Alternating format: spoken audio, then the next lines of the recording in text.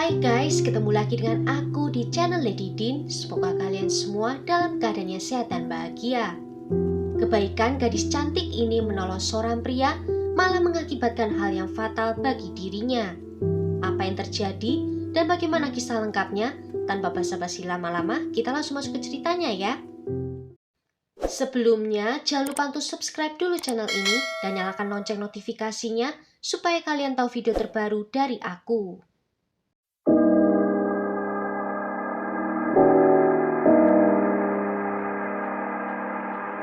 Teenager, when she growing up, she spent time more, with her friends than me, and I don't blame her. It's okay, but I don't have time to. I work too much, and when I go home, I just sleep, and now I feel sorry. I don't spend time for too much. Vanessa Pham lahir pada tanggal 21 September 1991 di Fairfax, Virginia, Amerika Serikat. Dia adalah anak tunggal yang lahir dari orang tua keturunan Vietnam. Ibu Vanessa adalah seorang ibu tunggal yang mempunyai dua pekerjaan untuk bisa membesarkan Vanessa. Vanessa tumbuh dekat dengan ibunya dan dia merasa bangga dengan darah Vietnam yang mengalir di dirinya dan senang belajar tentang budaya dan juga tradisi. Dia digambarkan oleh teman dan keluarganya sebagai orang yang peduli, penyayang, dan selalu bersedia membantu orang lain.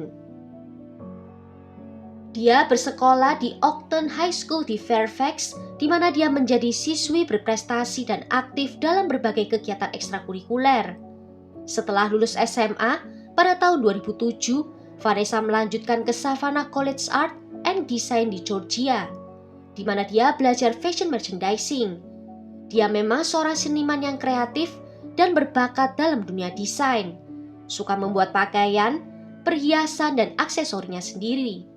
Di waktu luangnya, Vanessa senang menghabiskan waktunya bersama dengan keluarga dan juga teman-temannya. Walaupun usianya masih muda, dia sudah memiliki rencana besar apa yang akan dilakukannya di masa depan, dan dia sudah tidak sabar untuk menjalaninya. Sayangnya, semua impiannya itu harus terkubur dengan cepat. Vanessa baru saja pulang ke rumah untuk menghabiskan liburan musim panasnya, dan dia dengan gembira memberitahu teman-temannya bahwa dia mendapatkan pekerjaan sebagai seorang pengasuh anak.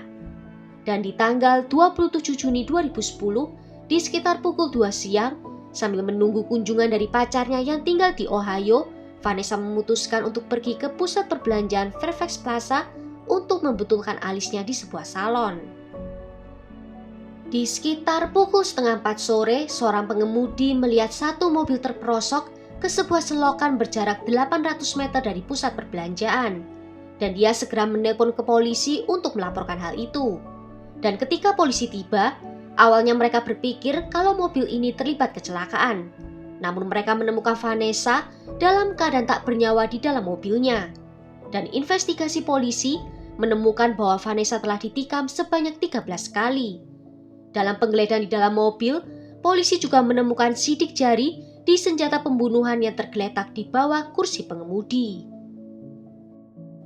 Meskipun DNA dan sidik jari ditemukan di tempat kejadian, butuh waktu bagi polisi untuk bisa menemukan siapa pelakunya.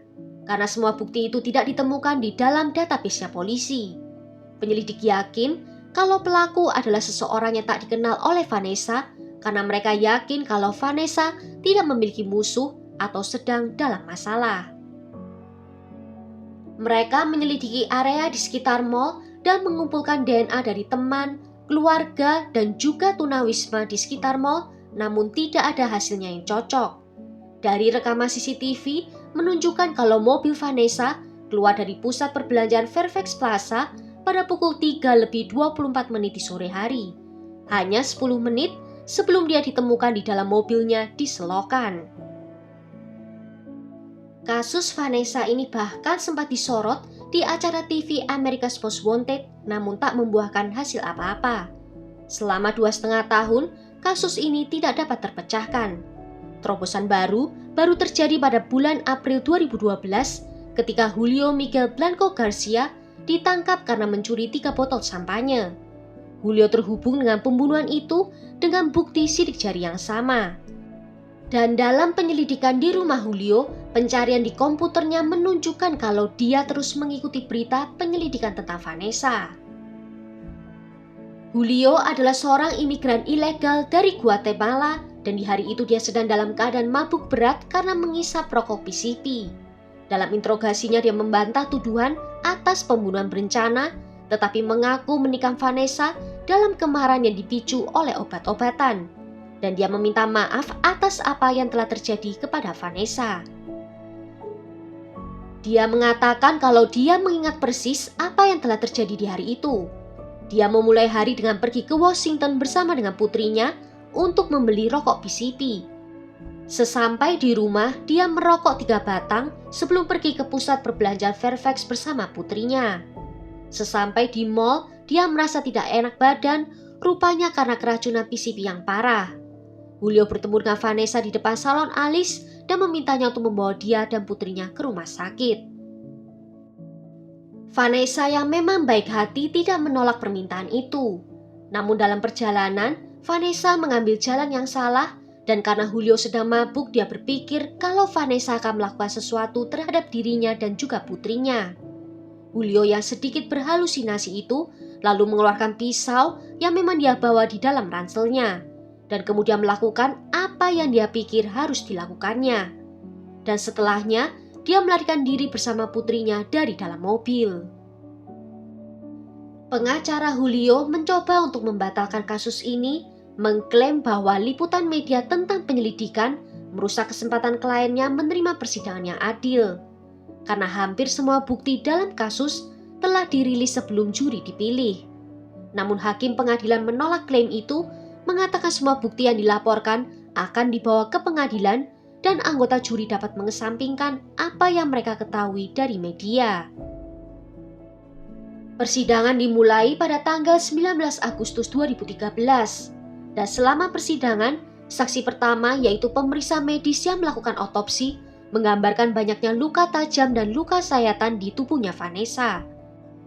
Ditemukan adanya 6 luka tusukan hanya di bagian paru-parunya saja dan dia mengklaim kalau Vanessa masih hidup ketika luka itu terjadi sehingga dia menyimpulkan kalau Vanessa merasakan sakit yang luar biasa. Pengacara Julio juga mengatakan kepada hakim bahwa kliennya merasa menyesal dan akan bertanggung jawab secara penuh atas apa yang telah dia lakukan. Hal ini diutarakan dalam upaya mereka untuk mendapatkan hukuman yang lebih ringan. Selama argumen penutupan, Jaksa Agung meminta juri untuk memutuskan Julio bersalah atas pembunuhan berencana tingkat pertama. Selama penyelidikan juga terungkap bahwa petugas imigrasi dapat mendeportasi Julio beberapa bulan sebelum pembunuhan terjadi. Saat itu dia ditahan di penjara Fairfax County selama beberapa jam atas tuduhan mabuk pada tahun 2010. Namun Julio dibebaskan tanpa pengambilan sidik jari karena dakwaan yang ringan. Hal itu terjadi sebelum petugas imigrasi federal dapat mengajukan dokumen yang meminta agar dia ditahan sampai mereka dapat menangkapnya karena visanya telah melebihi masa berlakunya.